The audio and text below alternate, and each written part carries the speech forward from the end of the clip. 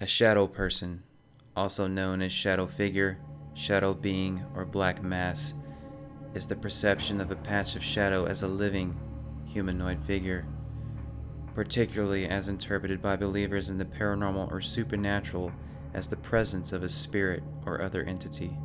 A number of religions, legends, and belief systems describe shadowy spiritual beings or supernatural entities such as shades of the underworld, and various shadowy creatures have long been a staple of folklore and ghost stories.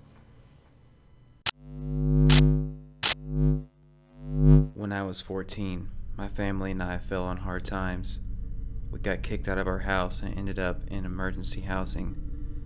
Basically, we went to a charity who found us a house that we were able to afford for $100 a month, but only for 3 months.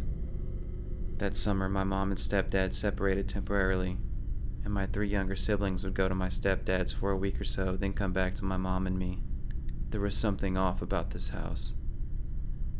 It started off with just that feeling, like something isn't quite right, that you might not be the only person in the room. In the day, that's all it was. The feeling that something was up. Your instincts picking at you. I tried to ignore it, but as soon as dusk arrived, things would start happening. More than once I could hear this static-filled music playing, but I couldn't find the source. It just filled the halls.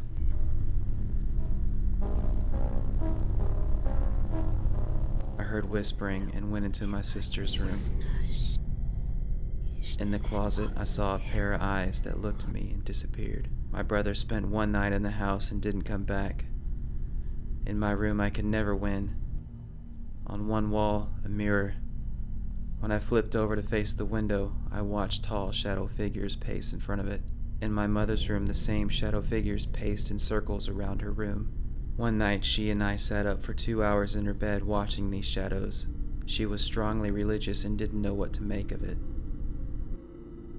During the time we lived there, we had a lunar eclipse. I never saw one before, and I was really excited for it. Every time I went out to look, this terror took over me, and I couldn't stay outside. I couldn't explain it.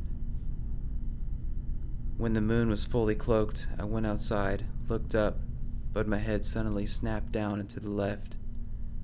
I could see 3 tall shadows walking in between the tall pine trees in the yard. Panicked, I ran back inside to my room, flinging myself under the covers with my eyes shut tightly, but listened to the pacing outside my bedroom window.